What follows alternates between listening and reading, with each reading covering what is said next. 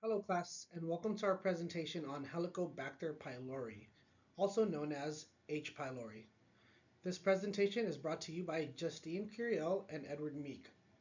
We'll be talking about H. pylori, which is a harmful bacterium that has a unique ability to survive in the harsh and acidic environment, specifically our stomachs. Here is our agenda today on today's presentation. We'll be going over what H. pylori is, its taxonomy, morphology, and structure, how it's transmitted, the symptoms, diagnosis, treatment, and how we can prevent it. General overview. H. pylori is a gram-negative, spiral-shaped, microaerophilic bacterium that colonizes the human stomach. H. pylori was discovered in 1982 by Barry Marshall and Robin Warren, and since it was discovered, it's been known to cause major stomach infections. It is a significant public health concern affecting nearly half of the global population and contributing to various gastrointestinal disorders, including gastritis, peptic ulcers, and in more severe cases, gastric cancer.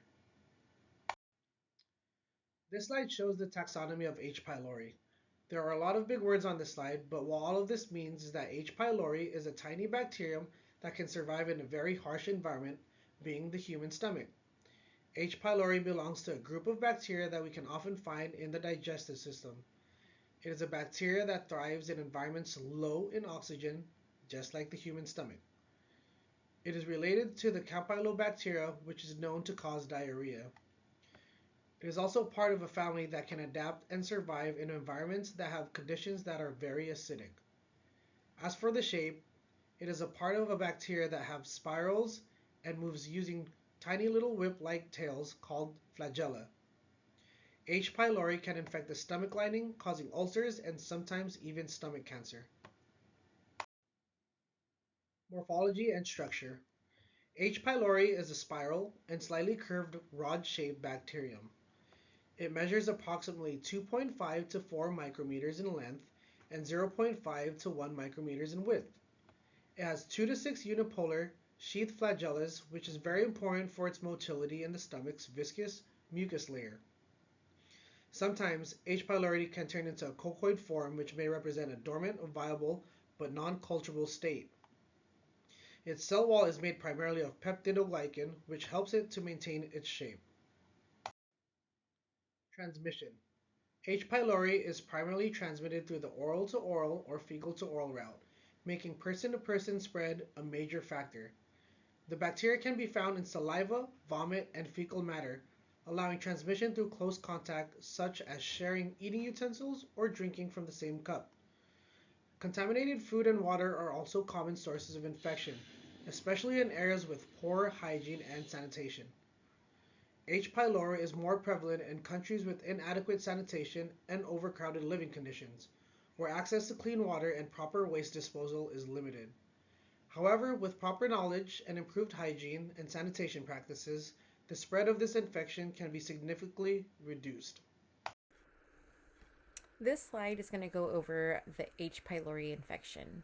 Many people with H. pylori don't even realize that they have it because they don't show any of the symptoms. But for those who do have the signs, it can be quite uncomfortable. Some of those symptoms can include stomach pain or discomfort, especially when the stomach is empty. You'll have bloating, nausea, a loss of appetite, and in some cases, people may experience unexplained weight loss. And if the infection worsens, it can lead to a dark or tarry stools, and that can be a sign of internal bleeding. Being able to know and recognize these symptoms can be crucial, as H. pylori can go unnoticed or undetected for years. This slide is going over how H. pylori is diagnosed. One of the most common tests is the urea breath test. And this is where you would drink a special solution, and after your breath would be analyzed for the bacteria. The stool antigen test is another easy option in which your stool is analyzed for H. pylori proteins. The blood antibody test is another test that can be used, but it's not always best for detecting an active infection. In more severe cases, doctors might recommend doing endoscopy with a biopsy, in which a small camera would be used to look inside of the stomach for testing, and then a sample would be taken and sent to pathology for them to decide whether or not they see the actual infection.